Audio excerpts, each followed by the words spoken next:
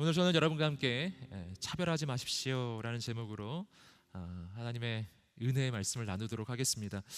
우리는 야고보서 말씀을 통해서 계속해서 참된 믿음을 통해서 우리의 삶에 어떤 변화가 일어나야 하는지, 참된 믿음이 일으키는, 바로 참된 믿음을 통해 이루어지는 우리의 삶의 변화를 함께 나누고 있습니다. 지난주에 우리가 언어의 변화 함께 나누었었죠. 어떻게 해요? 듣기는 빨리 하고 말하기는 천천히, 노하기는 더 천천히. 여러분, 그 말씀을 24시간 언제나 그 말씀 앞에 내가 서는 그런 인생, 그런 삶, 우리가 지난주에 함께 나누었는데요. 자, 오늘 말씀은 이어지는 부분인데 조금 더 구체적으로 갑니다. 우리 함께 1절 말씀입니다. 1절 말씀 읽어보겠습니다. 시작. 내 형제들이여, 영광의 우리 주 예수 그리스도를 믿는 믿음을 겉모습으로 판단하지 마십시오. 여러분, 여기서 이 첫 번째 부분에서 가장 먼저 이 야고보 사도는요, 한마디로 우리가 꼭 해야 될 일을 설명을 해줘요. 그게 뭐냐면 겉모습으로 판단하지 마십시오. 겉모습으로 판단하지 마십시오 라는 거예요. 이것을 뒤집어서 말하면요, 우리는 너무나 자주 겉모습으로 판단을 하고 있다는 것입니다. 우리는 사람을 볼 때 외모를 먼저 봐요. 겉으로 어떤 옷을 입었는지, 어떤 스타일인지, 어떤 외모를 가지고 있는지, 겉으로 드러나는 것들, 눈에 보여지는 것들을 가지고 우리는 사람을 판단합니다. 그리고 이 사람과 가까워질지 안 가까워질지 우리가 판단을 계속해서 해가는 거예요. 여러분, 그렇기 때문에 이 시대는 정말 보여지는 것이 너무 중요하게 느껴지는 시대예요. 그래서 내가 다른 사람도 판단을 하지만 나도 판단의 대상이 되기에 나도 어떻게 해서든지 잘 보이려고 그렇게 애를 쓰는 것이잖아요. 여러분, 그런데 오늘 말씀은 이러한 시대 가운데 우리에게 단 한마디로 우리가 해야 될 올바른 태도를 말해주는 거예요. 겉모습으로 판단하지 마십시오. 자, 우리 함께 따라해 보겠습니다. 겉모습으로 판단하지 마십시오. 여러분, 겉모습으로 판단하지 말라고 하는 그 까닭은 무엇일까요? 지난주에 우리가 그 까닭에 대해서 잠깐 보았습니다. 한 가지 중요한 것은 뭐냐면은 판단이 가지고 있는 문제 때문이에요. 내가 하는 이 판단의 문제. 여러분, 그래서 마태복음 7장 1절 말씀 우리 다시 한번 확인해 보겠습니다. 마태복음 7장 1절 말씀을 보겠습니다. 시작. 너희가 심판받지 않으려거든 심판하지 말라.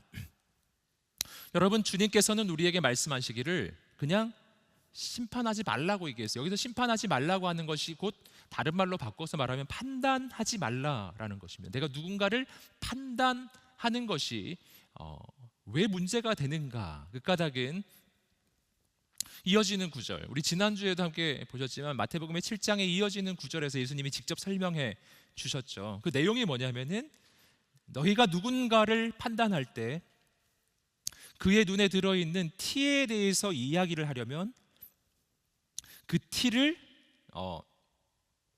지적하려면 뭐부터 해야 된다고요? 내 눈에 들어있는 들보를 빼야 한다는 것입니다.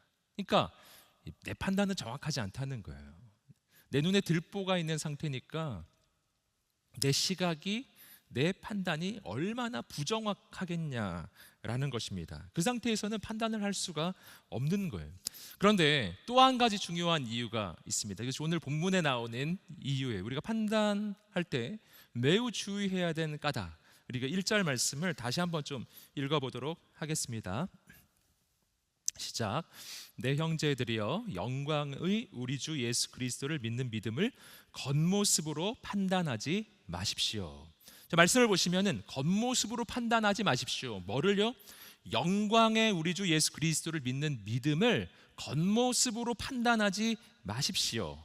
그러니까 내가 누군가를 바라보았을 때 그 안에 영광의 주 예수 그리스도를 믿는 믿음이 있다면, 그 안에 영광의 예수님을 믿는 믿음을 가진 사람을 내가 바라보고 있다면 나는 그를 겉모습으로만 판단할 수가 없다는 거예요. 왜 그런가? 왜냐하면 여러분, 이 사람은 예수님을 믿는 사람이에요. 예수님을 믿고 그를 구주로 영접한 사람이에요. 이게 뭐를 의미하는 것이죠? 바로 예수님께서 이 사람을 위해서 십자가에 달려 죽으셨음을 이야기하는 거예요. 여러분, 주님께서 이 사람을 얼마나 귀하게 여기시는가? 여러분, 목숨을 내놓을 만큼, 십자가에 달리실 만큼 그렇게 이 사람을 소중히 여긴다는 거예요. 여러분, 온 우주의 왕이, 온 우주의 주인이 그렇게 소중히 여기는 그런 존재가 내 눈앞에 있는데, 여러분, 내가 뭐라고 그를 함부로 대하겠어요?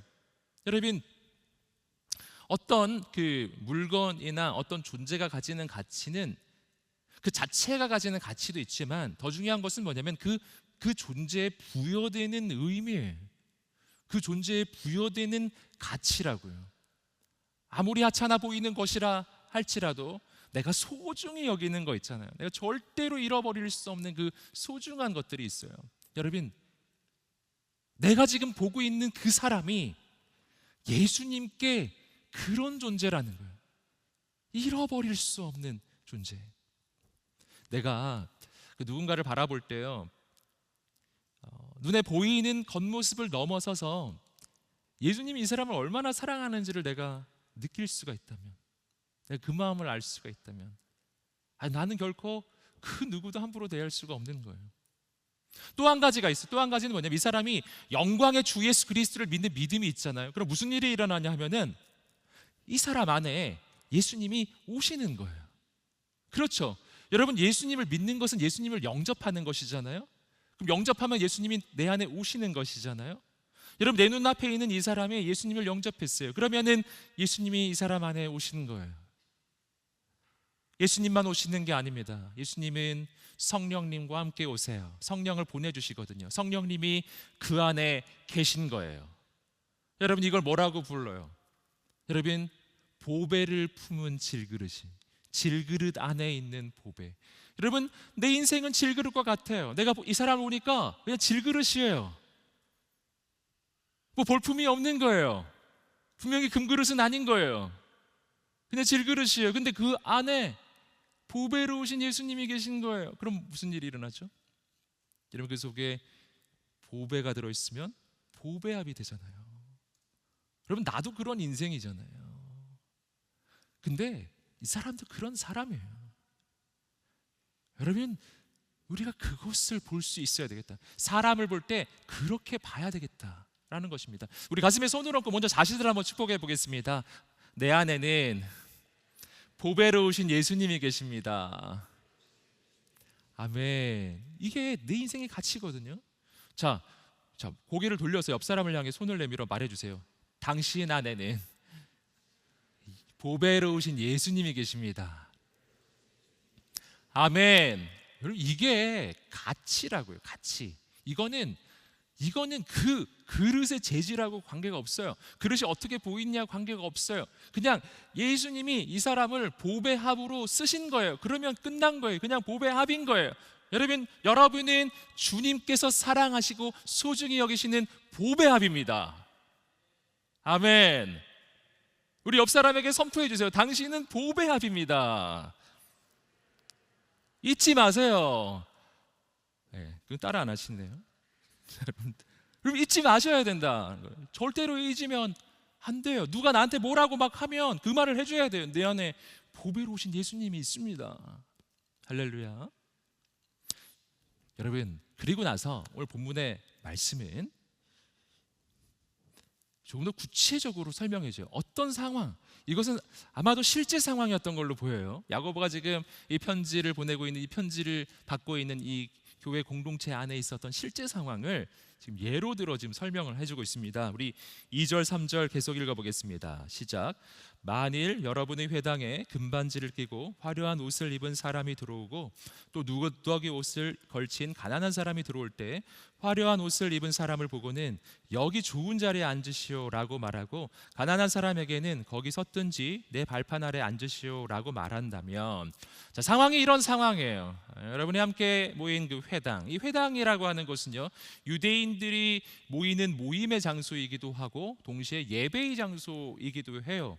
그러니까 이 상황은 예배의 상황일 수도 있고 혹은 그 신앙 공동체가 함께 모이는 어떤 모임이었을 수도 있어요. 근데 이런 일이 일어나는 그 모임에 두 사람이 동시 입장을 했는데, 한 사람은 어떤 사람? 가락지를 끼고 금반지를 끼고 화려한 옷을 입고 분명히 딱 보니까 겉으로 보기에 부자인 거예요. 겉으로 보기에 유력한 사람인 거예요. 이런 사람이 딱 들어오고 있어요.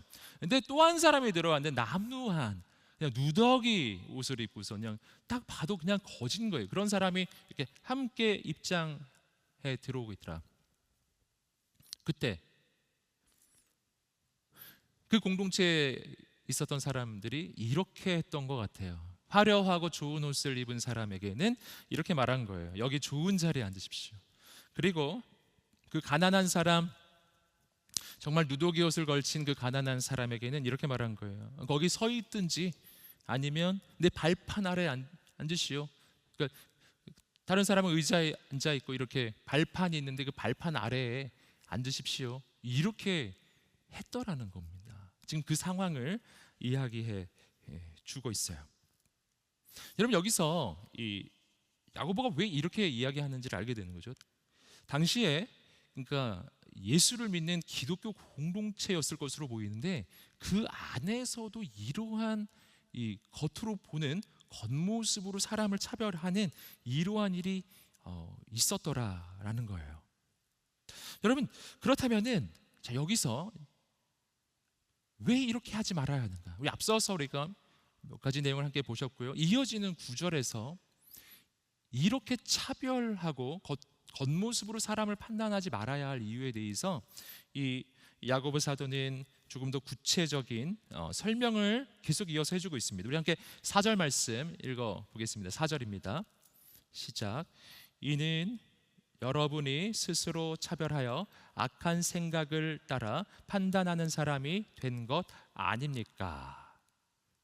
자, 여기서 우리는 이 차별이라는 것을 왜 하지 말아야 하는지에 대해서 조금 더 중요한 영적인 의미들을 발견할 수가 있습니다.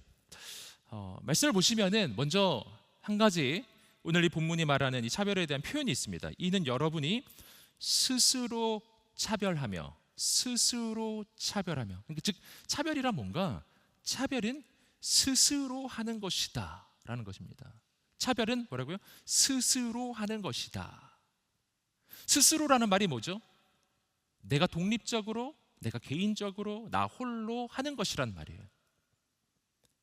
그러니까 뭐가 아니냐면은 차별이라는 것이 내가 하나님의 정의롭고 공의로우신 기준을 따라서 하나님께 여쭈어보고 기도하면서 하나님의 응답을 받아서 하는 게 아니라는 거예요. 하나님과 함께 하는 게 아니에요. 여러분, 차별이라는 것이 하나님과 함께라면 어떻게 할 수가 있겠어요? 차별은 혼자 하는 거예요. 스스로.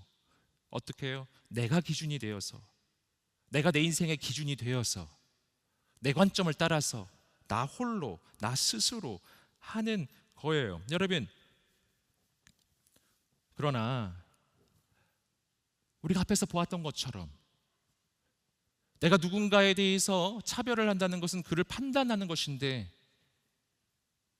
그 판단은 결코 정확하지 않다는 거예요. 다시 한번 말씀드리지만, 여러분, 내가 예수 바깥에 있을 때, 내가 하나님이 없이 나 홀로 하는 그 판단은요, 결코 정확한 판단이 아니라는 것입니다.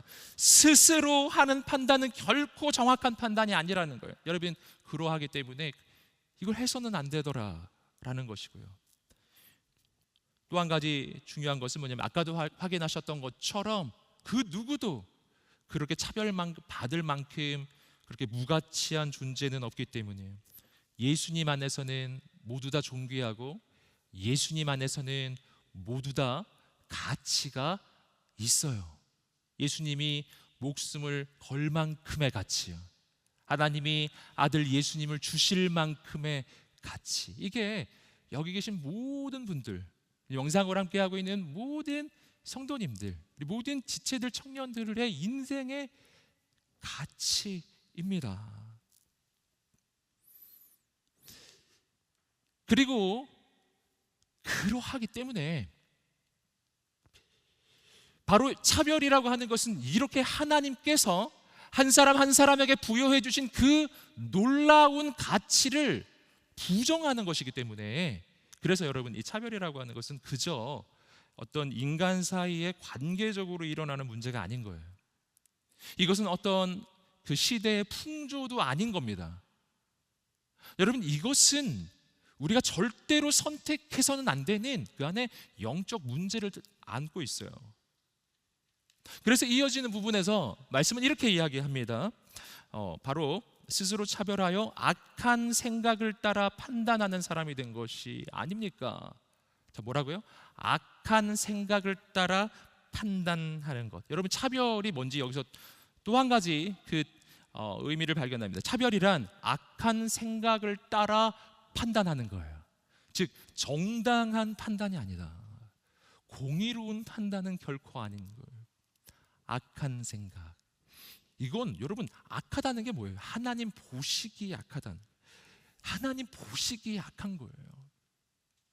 여러분, 이게 하나님 보시기에 왜 악한가? 다시 한번 우리는 인간이 가지고 있는 그 놀라운 가치를 확인을 해야 하는 것이죠. 인간이란 성경적으로요, 그냥 존재 자체로 존귀해요. 시편 136편 13절 14절 말씀을 보겠습니다. 시편 9편 13절 14절입니다. 시작. 주께서 내 내장을 지으시며 나의 모태에서 나를 만드셨나이다. 내가 주께 감사하음은 나를 지으심이 심히 기묘하심이라. 주께서 하시는 일이 기함을 내 영혼이 잘 아나이다. 아멘. 하나님, 나 어떻게 지으셨다고요? 정말 기이하게, 정말 신기하게, 그리고 놀랍게, 기묘하게 하나님이 나를 지으셨다라는 것입니다. 언제요? 어머니의 뱃속에 있을 때요. 여러분, 그래서 나는 언제부터 존귀하다고요? 난 어머니의 뱃속에 있을 때부터 존귀해요. 난 원래부터 존귀해요. 나는 태어날 때부터 존귀해요. 내가 어떤 성취를 하거나 어떠한 배경을 가지고 있거나 어떤 조건을 가지고 있기 때문에 존귀한 게 아닙니다.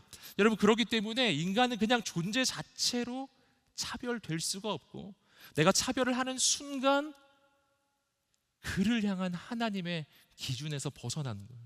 그를 향한 하나님의 마음에서 벗어나는 거예요.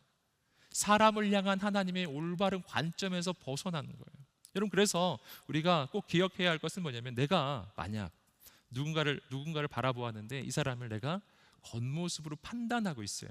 내가 그러한 것을 나 스스로 인식을 했어요. 그럼 어떻게 해야 되냐면요, 빨리 하나님 앞에 돌이켜야 합니다. 빨리 하나님 앞에 무릎을 꿇어야 합니다. 이것은 영적인 문제인 거예요. 내가 하나님의 기준에서 벗어나고 있는 거예요. 그런 상황이 발생했을 때 여러분, 사람을 묵상하면 안 된다는 거예요. 사람을 묵상하면서 내가 당연히 이런 판단을 해도 돼 라고 생각해서는 안 된다라는 것입니다. 여러분, 오늘 이 시간이 우리가 하나님의 관점을 소유하게 되는 시간이 되기를 주님의 이름으로 축복합니다. 계속해서 이어지는 9절입니다. 우리 함께 5절 말씀을 읽어보겠습니다. 시작. 내 사랑하는 형제들이여, 들으십시오. 하나님께서는 세상에서 가난한 사람들을 택해 믿음에 부유한 사람이 되게 하시고, 하나님을 사랑하는 사람들에게 약속하신 그 나라의 상속자가 되게 하지 않으셨습니까? 자, 이어지는 9절에서 여러분이 가난한 사람들, 우리가 그렇게 차별하는 그 가난한 사람들이라고 하는 것이 성경적으로 가지는 아주 중요한 영적인 의미를 이어지는 구절에서 계속해서 설명해 가는데요. 여러분, 오늘 본문에서 야고보 사도는 하나님께서 특별히 선택하시는 사람이 누군지를 말해 주어요. 하나님은 누구 선택하는가? 자, 5절 말씀에서 뭐라고 했죠? 하나님께서는 세상에서 가난한 사람들을 선택해 주셨어요. 여러분, 성경적으로 하나님은 어떤 하나님인가? 하나님은 가난한 자의 하나님이십니다. 하나님은 약한 자의 하나님이십니다. 하나님은 부족한 자의 하나님이십니다. 여러분, 하나님은 가장 연약한 자 편에 서주시는 분이 우리 하나님이신 줄 믿습니다. 이것이 얼마나 놀라운 소망의 소식인지 모르겠어요. 여러분, 고린도전서 1장 27절 28절에서는요, 그래서 하나님의 이 선택에 대해서 이렇게 설명을 해 주었습니다. 우리 함께 읽어보겠습니다. 시작. 그러나 하나님께서는 지혜로운 사람들을 부끄럽게 하시려고 세상의 어리석은 것들을 택하셨고, 강한 것들을 부끄럽게 하시려고 세상의 약한 것들을 택하셨습니다. 또한 하나님께서는 잘난 체 하는 것들을 없애시려고 세상의 천한 것들과 멸시받는 것들과 아무것도 아닌 것들을 택하셨습니다. 아멘. 여러분, 하나님께서는 어리석은 자를 택하셔서 지혜로운 사람을 부끄럽게 하시는 분이에요. 하나님은 약한 자를 택하셔서 강한 자를 부끄럽게 하시는 분이세요. 여러분, 하나님은 가난한 자를 들어 쓰셔서 부유한 자를 부끄럽게 하시는 분이신 줄 믿습니다. 이게 하나님의 방법이에요. 여러분, 근데 왜 하나님은 그렇게 선택하실까요? 왜 그렇게 선택하실까요? 여러분, 그 까닭이 있어요. 왜 하나님이 이 가난한 자, 연약한 자에 대한 선호도가 있으신가? 왜냐하면요, 부족한 자, 연약한 자를 통해서 하나님께서 역사하실 때, 그때 하나님께서 가장 영광을 받으시기 때문이에요. 만약 하나님께서 강한 자, 대단한 자, 무언가 능력을 갖춘 자를 통해서 일하신다면 사람들은 이렇게 생각할 거예요. 그래, 저 사람은 할 수 있겠지. 저 사람이 하는 일이지. 저 사람은 능력 있구나. 사람을 보게 될 거예요. 하지만 부족한 자, 연약한 자, 가난한 자, 너무나 연약한 자를 통해서 하나님이 일하시면 이것은 하나님이 일하셨다고밖에 말할 수가 없고, 이것은 하나님의 역사가 아닐 수가 없는 거예요. 여러분, 그래서 하나님께서는 가장 약한 자를 통해 일하십니다. 그때 하나님이 가장 영광을 받으시기 때문이에요. 그래서 가장 이 가난하고 연약한 자 안에 하나님의 놀라운 비밀이 숨겨져 있어요. 사랑하는 여러분, 오늘 나 자신을 바라볼 때 여러분, 내가 가난하고 부족하고 연약하다고 느끼고 있다면, 여러분, 그렇다면은 사랑하는 여러분, 격려하고 축복합니다. 하나님께서 바로 당신의 편이 되십니다.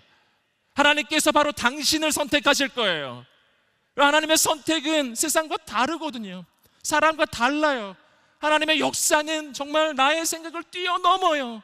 하나님, 어떻게 나 같은 사람을 통해서 일하시나요? 내가 그 마음을 가지고 절망하고 있을 때, 그때 하나님이 바로 나를 선택하셔서 세워주실 것입니다. 이게 얼마나 놀라운 소망인지 모르겠어요. 여러분, 이게 역설이잖아요. 역설의 진리. 그래서 이 안에서 우리는 얼마나 소망을 발견하는지 모르겠습니다. 여러분, 그래서 성경을 보시면요, 하나님은 언제나 약한 자 통해 역사하시고요, 만약 약하지 않으면 약할 때까지 기다리셔요. 그래서 하나님이 모세가 80될 때까지 기다리신 거예요. 40세 때 쓸 수가 없는 거예요. 너무 능력 있고 너무 강한 거예요. 못 써요. 쓸 수가 없어요. 가장 약해졌을 때, 80이 되었을 때, 내 힘으로 아무것도 할 수 없을 때가 하나님의 역사가 가장 강하게 나타나는 순간이 되는 것입니다. 여러분, 예레미야는 언제 쓰임을 받았죠? 하나님께서 예레미야를 찾아오셔서 예레미야를 불러주셨어요. 정말 열방을 움직이는 선지자로 그를 불러주셨을 때 예레미야의 고백은 이런 고백이었어요. 하나님, 전 어린아이입니다. 전 말할 줄을 몰라요. 예언자가 말하는 이 직업이잖아요. 근데 난 말할 줄을 몰라요. 여러분, 바로 그때 하나님께서 그의 입에 하나님의 말씀을 넣어주셔서 그를 통해 역사하시는데, 내가 가장 약한 어린아이여서 난 말을 못합니다라고 했던 예레미야를 통해서 하나님께서는 민족과 열방의 역사를 향한, 여러분, 제국을 일으키시기도 하고 무너뜨리시기도 하고 민족의 미래를 선포하는 가장 강력한 선지자로 하나님께서 그를 세워주신 줄 믿습니다. 놀랍잖아요. 그래서 내가 약한 그때가 강한 때예요.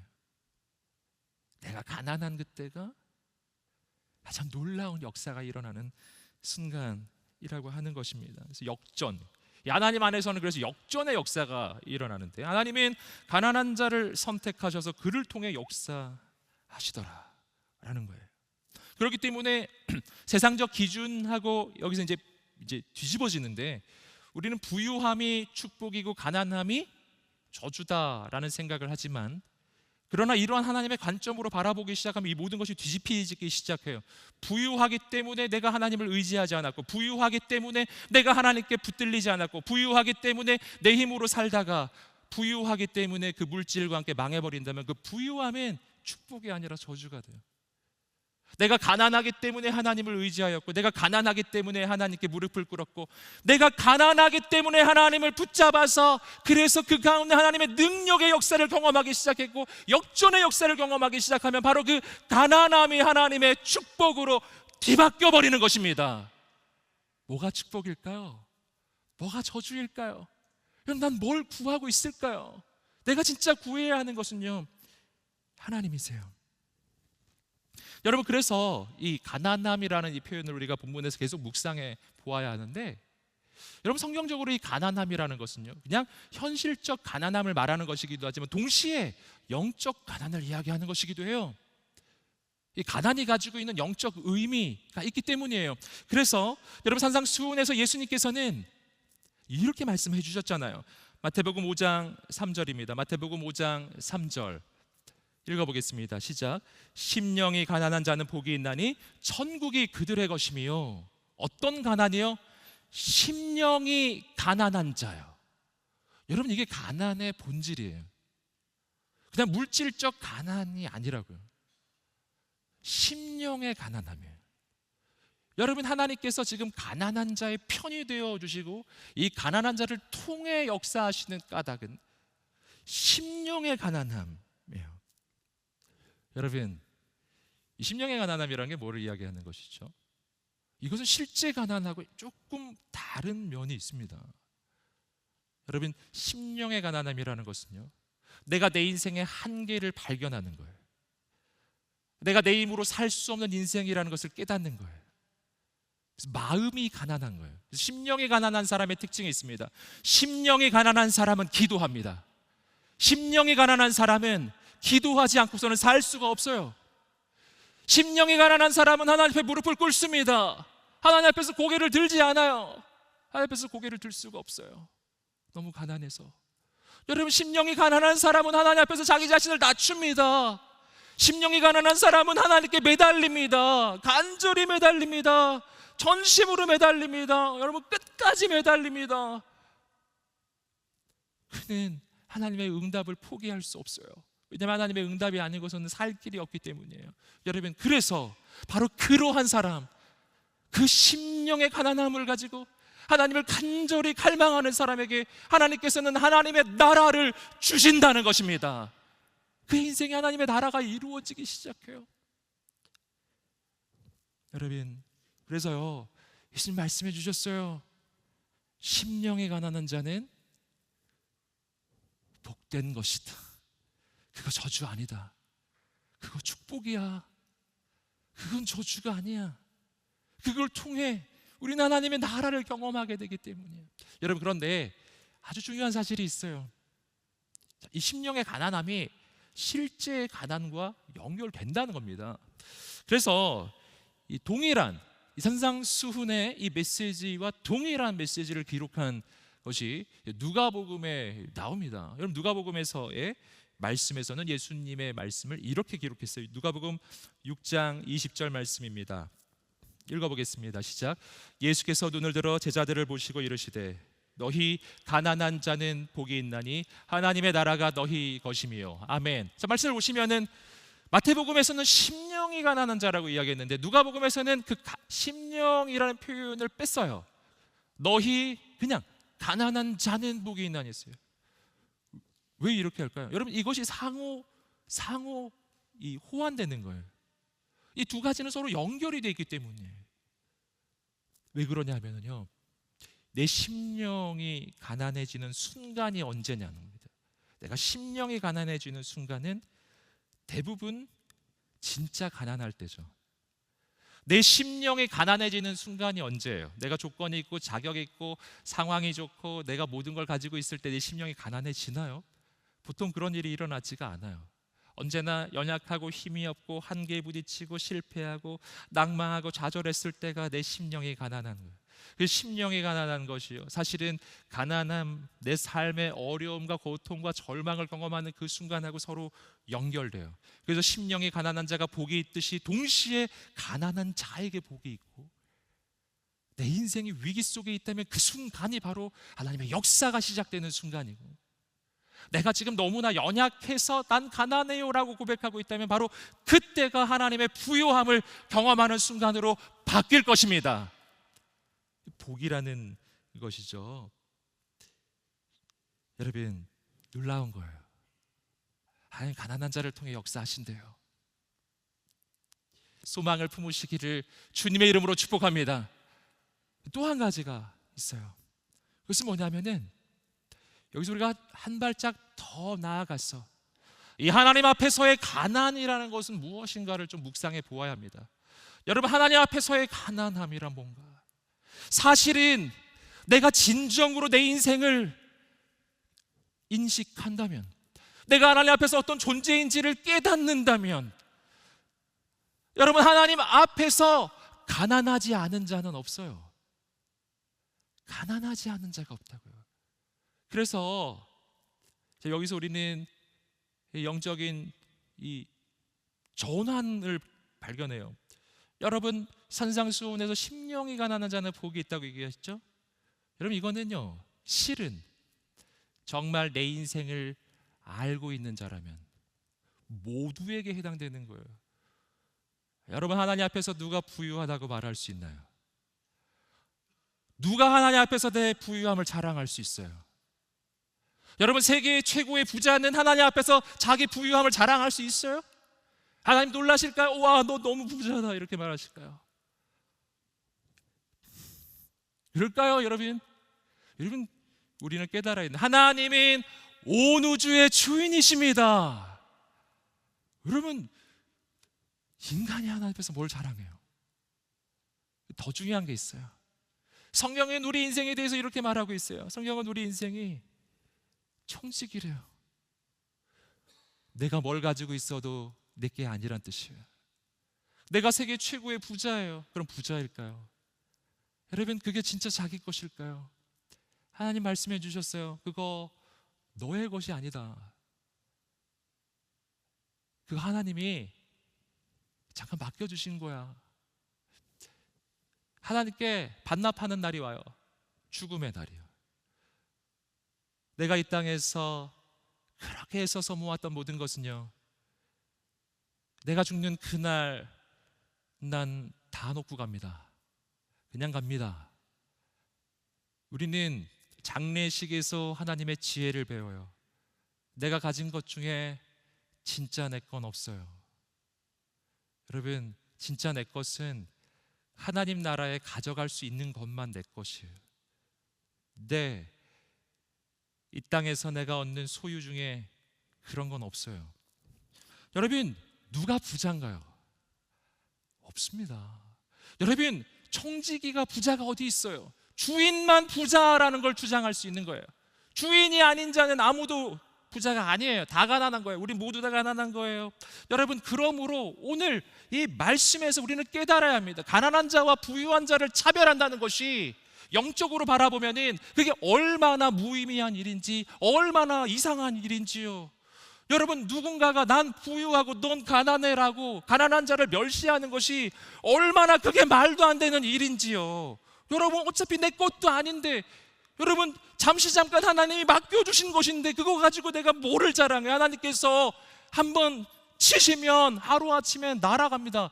여러분, 어리석은 부자의 비유 아시잖아요. 어리석은 부자가 자기 소유를 자랑했어요. 내가 이렇게 많이 가지고 있으니까 내 인생은 이제 향후 몇 년은 편하겠다. 그때 주님이 하나님 말씀하셨잖아요. 내가 오늘 밤 너의 영혼을 찾아갈 것이다. 너가 지금 몇 년을 계획하고 있는 거니 지금? 사랑하는 여러분, 하나님 앞에서 나의 소유를 자랑한다는 것이 얼마나 어리석은 일인가. 자랑할 수 없어요. 여러분, 이것을 알게 된다면요, 우린 전부 가난한 거예요. 전부 가난한 거예요. 우리가 가난한 자를 멸시하지 않아야 하는 이유는 하나님 앞에서 우리 모두 가난하기 때문이에요. 아무도 가난하지 않은 자가 없는 거예요. 여러분, 그래서 우리는 이렇게 고백해야 하는 겁니다. 주님, 저는 가난한 자입니다. 주님이 없이는 살 수 없습니다. 주님, 저는 가난한 자입니다. 주님이 없이는 살 수 없습니다. 여러분, 이 고백이 여기 이 중에서 아주 위기 속에 있는 사람만 할 고백일까요? 이거 보시면서 혹시 여러분 가운데 누군가는 나는 해당 사항이 아닌 것 같아, 난 좀 많이 가지고 있는데, 혹시 이런 생각이 드시나요? 그렇다면은 착각이다. 착각이다. 스스로 속고 있는 거예요. 아니거든요. 우린 다 가난하고 하나님 은혜가 아니고서는 우린 모두 다 한순간도 살 수가 없는 것입니다. 여러분, 그렇기 때문에 누가 부유하고 누가 가난한가? 우린 모두 하나님이 없으면 살 수 없는 모두 가난한 존재이고, 동시에 뒤집어서 말하면 내가 어떠한 상황 가운데 있을지라도 하나님께서 나의 편이 되어주시고 하나님께서 나를 붙잡아 주시기 시작하고, 오늘 말씀처럼 하나님께서 가난한 자를 선택하셔서 그의 인생을 믿음으로 부유하게 만들어 주신다는 바로 이 말씀처럼, 하나님께서 내 인생을 붙잡아 주시는 순간 나는 가난하든 부유하든 위기에 있든 어려움에 있든 어떤 상황에 있을지라도 난 부유해요. 난 하나님 안에서 부유해요. 아멘. 그래서 이 모순되는 두 가지가 동시에 성립해요. 난 하나님 안에서 가난해요. 하지만 난 하나님 안에서 부유해요. 난 하나님 안에서 약한 자예요. 하지만 난 그래서 강한 거예요. 나는 위기 속에 있습니다. 하지만 그렇기 때문에 하나님의 기회가 시작될 것입니다. 역설의 역사예요. 여러분, 이것은 내 물질적인 부유함이 있느냐 없느냐의 문제가 아니에요. 여러분, 많은 것을 가지고 있어도 가난한 자가 있어요. 하나님이 그의 편이 되어 주실 것입니다. 근데 아무것도 없는데 부유한 자가 있어요. 이것이 문제예요. 아무것도 없는데 하나님을 의지하지 않는, 여러분, 그러면 너무나 문제인 거예요. 여러분, 오늘 이 시간은 하나님을 의지하는 시간이 되시기를 주님의 이름으로 축복합니다. 그렇기 때문에 우리가 누구를 멸시하겠냐고요? 누구를 무시해요? 무시할 사람이 누가 있어요? 전부 똑같은 처지에 누구를 무시하겠어요?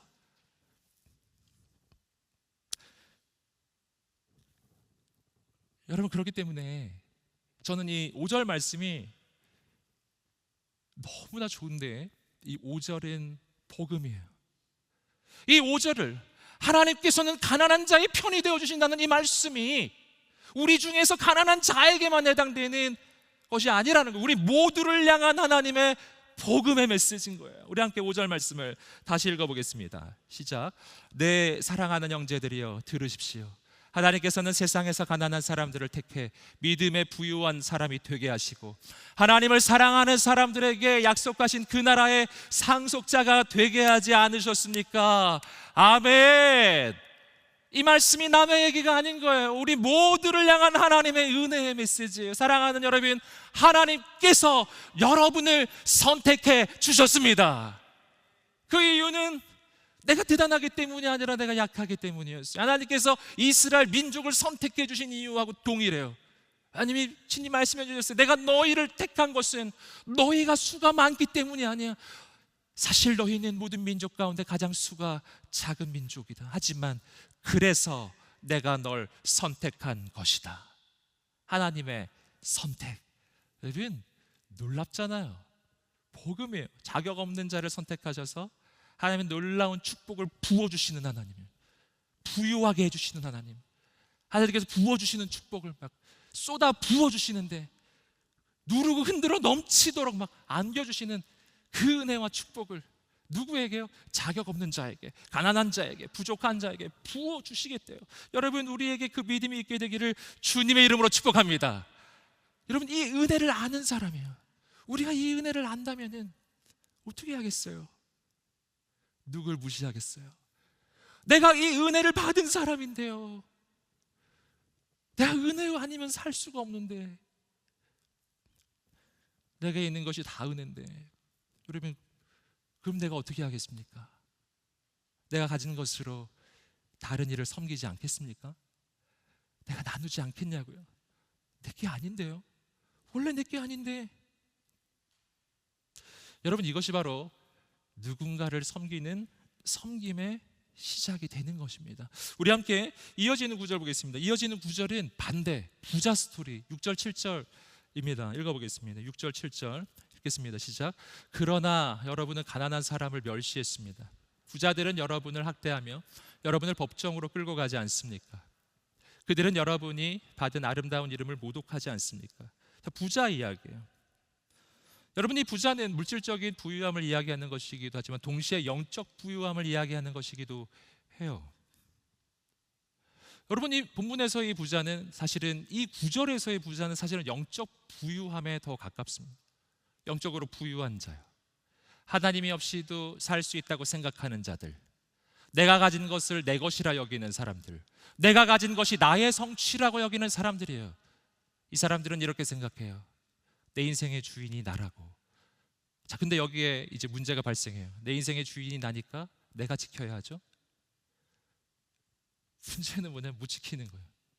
이게 여기서 아주 균열이 발생해요. 이게 자아의 균열이라고 할 수가 있어요. 이걸 내 거라고 주장하려고 하다 보니까 내가 지켜야 하는 거예요. 근데 난 능력이 없으니까 그의 인생이 얼마나 불안하겠어요. 얼마나 염려가 되겠어요.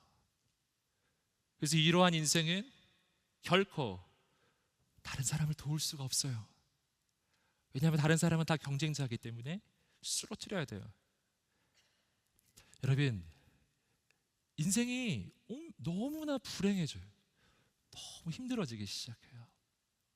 여러분, 그런 사람 보신 적 있으신가요?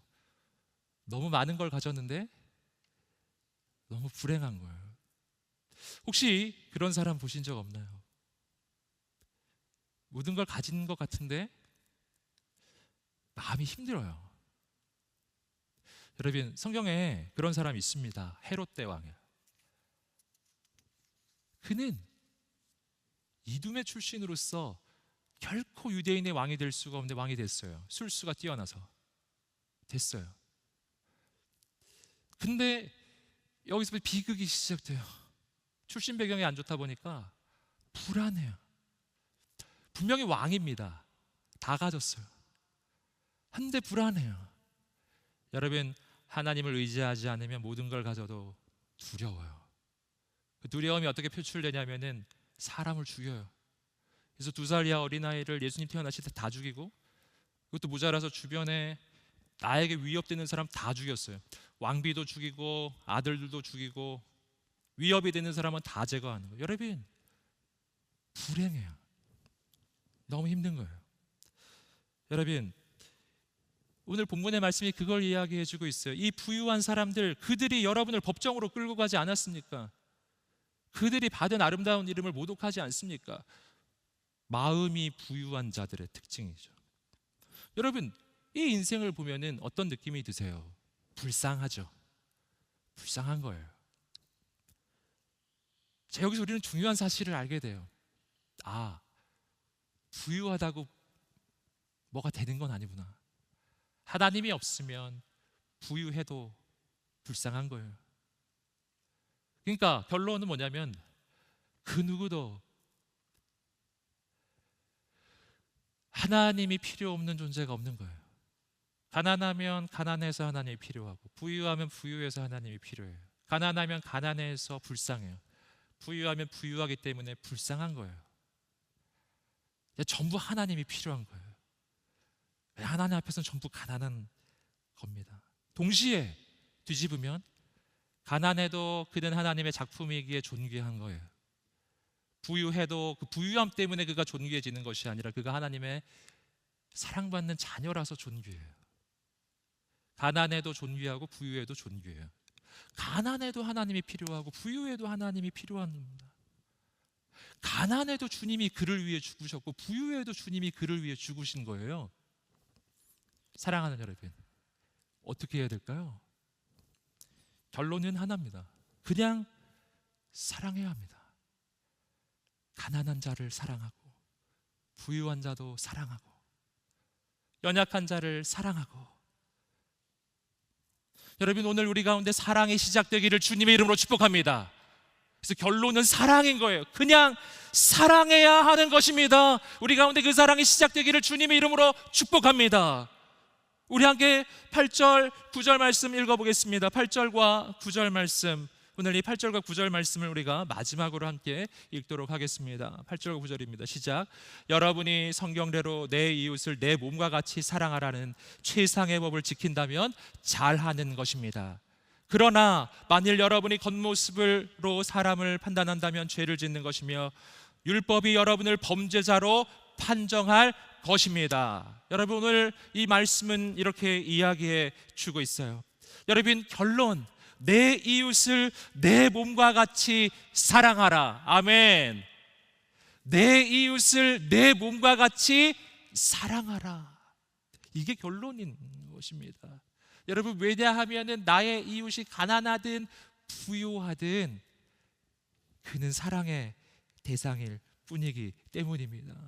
그리고 오늘 만약 우리가 어떤 사람을 겉모습으로만 판단한다면 바로 이 법을 어기는 것이 돼요. 내 이웃을 내 몸과 같이 사랑하라. 모든 율법의 요약이면서 최고의 법이라고 오늘 말씀이 이야기해 주고 있어요. 최고의 법, 이 법이 최고의 법이 되는 이유는 사랑하면 그 안에 모든 것이 들어있기 때문에. 사랑하면 살인하지 않고, 사랑하면 도둑질하지 않을 거예요. 사랑하면 간음하지 않아요. 사랑하면 거짓 증거하지 않아요. 사랑 속에 다 들었기 때문에 이게 최상위 법입니다. 사랑의 법이요, 예수님의 법이기도 해요.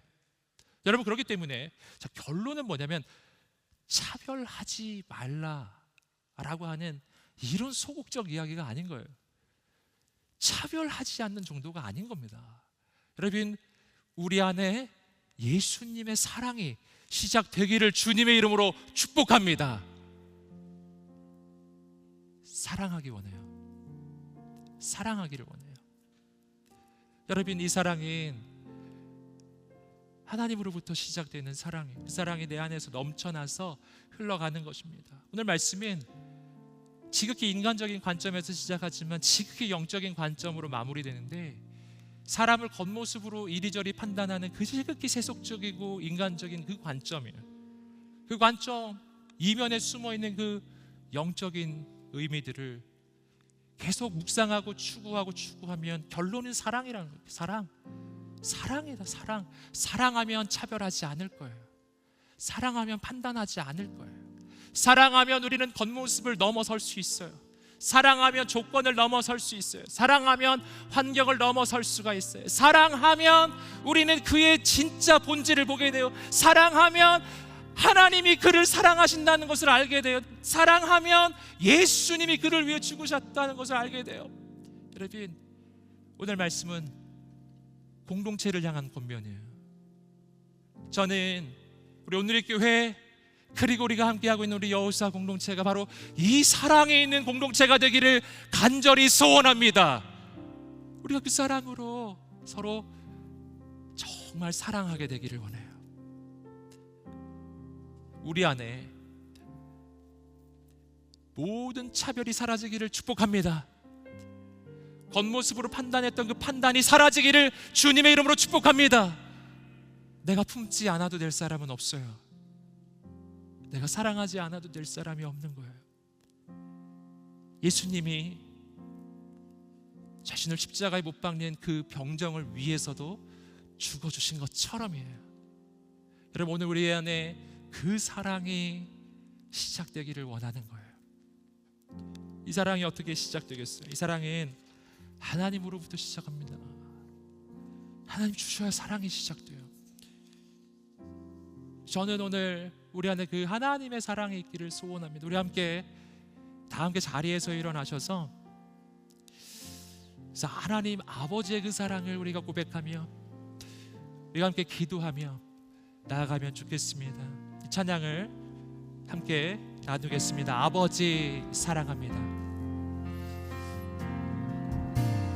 아버지 사랑합니다. 아버지 경배합니다. 아버지 채워주소서 주님의 사랑으로. 아버지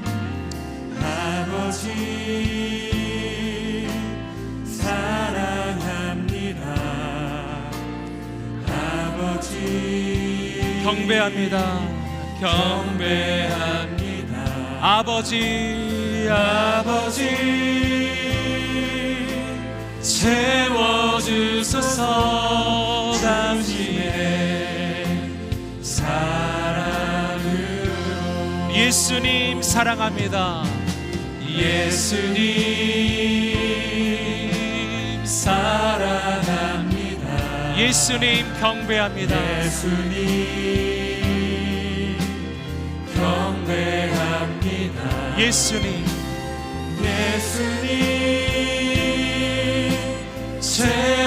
채워주소서. 당신의 사랑으로. 성령님 사랑합니다. 성령님 사랑합니다. 성령님 경배합니다. 성령님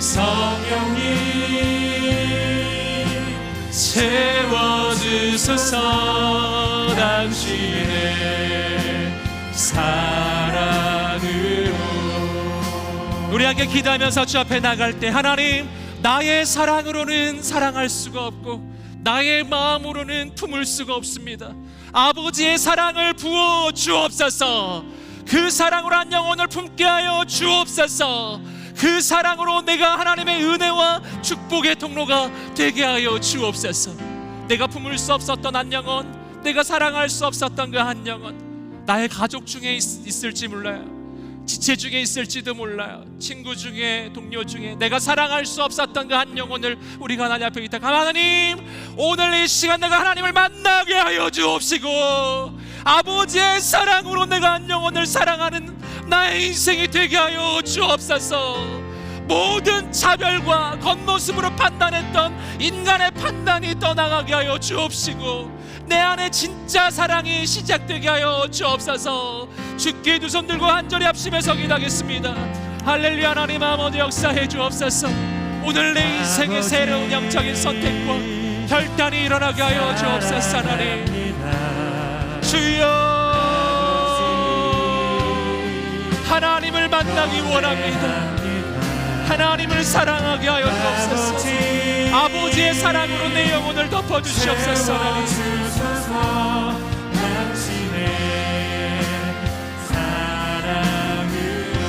아버지, 아버지, 아버지, 아버지, 주님을 의지합니다. 주님을 사모합니다.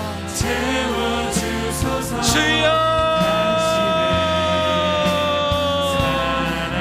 간절히 사모하며 나가는 영혼들마다 오늘 이 시간에 임하여 주시고, 하나님 만져주시고, 하나님의 사랑으로, 하나님의 은혜로 우리를 채워주옵소서. 하나님, 내가 하나님 앞에서 혼자 얼마나 부족한지를 깨닫고, 내가 얼마나 가난한 인생인지를 깨닫고, 오직 하나님 앞 붙잡고 나아갈 때 하나님께서 역사하시는 것을 보게 하여 주시옵소서. 하나님, 나를 통해서 한 영혼이 주께 돌아오는 생명의 역사, 구원의 역사가 일어나게 하여 주옵소서. 주여, 주여,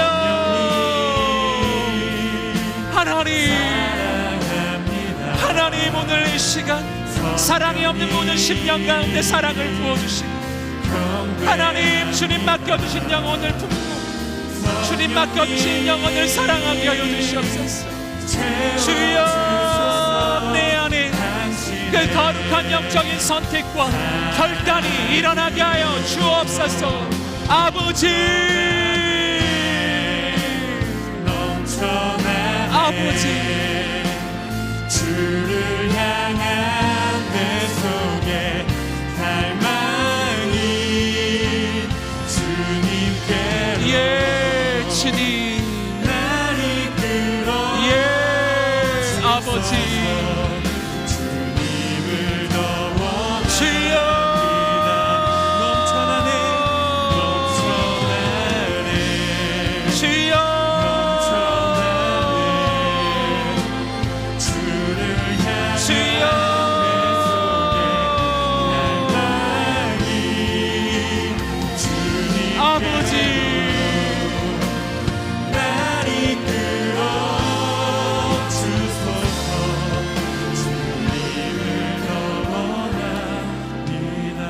이 시간에 한 번만 더 기도하면서 저 앞에 나갈 때 아버지의 사랑으로 나를 채워 주옵소서.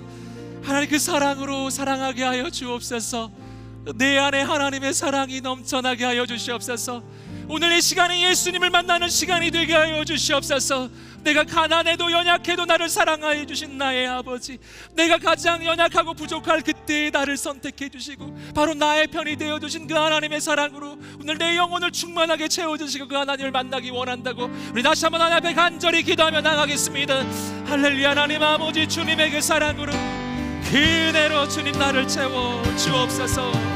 주님만 내게 주소서. 아버지, 아버지,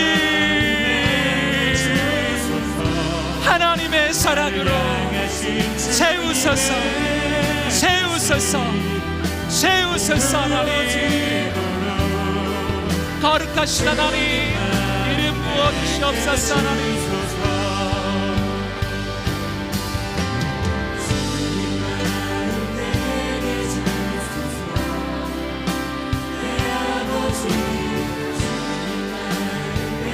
주여 역사하여 주옵소서. 하나님 행하여 주옵소서. 하나님 역사하여 주옵소서. 하나님 행하여 주옵소서. 내게 주소서.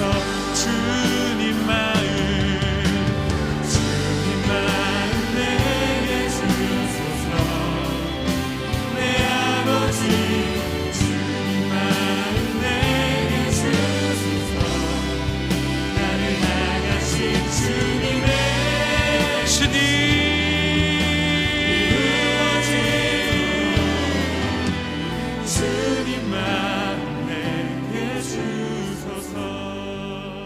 사랑하는 주님, 아버지의 사랑으로만 우리의 영혼을 채워 주옵소서. 그 은혜로 우리의 심령을 채워 주옵소서. 아버지, 주님의 사랑이 아니고서는 나는 살 수가 없고 주님의 사랑이 아니고서는 내가 한 영혼을 품을 수가 없사오니 아버지의 사랑으로 이 시간 채워 주옵소서. 내 영혼을 채워 주옵소서. 예수님, 주님의 사랑으로 채워 주시옵소서. 성령님 우리 가운데 임하여 주시옵소서. 그 사랑으로 충만해지게 하여 주시옵소서. 하나님 맡겨주신 한 영혼, 하나님이 보내주신 그 한 영혼을 내가 사랑하게 하소서. 그냥 사랑하게 하소서. 주님이 나를 사랑해 주셨던 것처럼 주님이 나를 차별하지 아니하시고 주님이 나의 겉모습으로 판단하지 않으셨던 것처럼 나도 그렇게 한 영혼을 바라볼 수 있는 그 마음을 주십시오. 주님 세워주신 귀한 공동체가 아버지의 사랑으로 풍요하게, 풍성하게, 아름답게, 행복하게 세워지게 하여 주옵소서. 주님 세워주신 모든 가정이 세워지게 하여 주시옵소서. 하나님 나를 보내신 일터 가운데 하나님의 은혜가 흘러가게 하여 주시옵소서. 하나님 내게 맡겨주신 그 모든 영혼들에게 내가 하나님의 사랑의 통로만 되게 하여 주옵소서. 하나님의 그 은혜가 너무나 감사하여 작은 물질과 우리의 삶과 인생을 드리오니 받으시고 아버지께 쓰임받는 거룩한 인생을 살게 하여 주옵소서. 드려진 인생마다 열매 맺게 하여 주옵소서. 지금은 우리 주 예수 그리스도의 은혜와 하나님의 사랑과 성령의 교통하심이 오늘 거룩하신 하나님의 그 사랑이 넘쳐나서 맡겨주신 영혼들을 사랑하기로 결단하는 모든 하나님의 사람들 머리 위에 이 민족과 열방과 모든 선교사님들 위해 지금부터 영원까지 함께 하시기를 간절히 축원하옵나이다.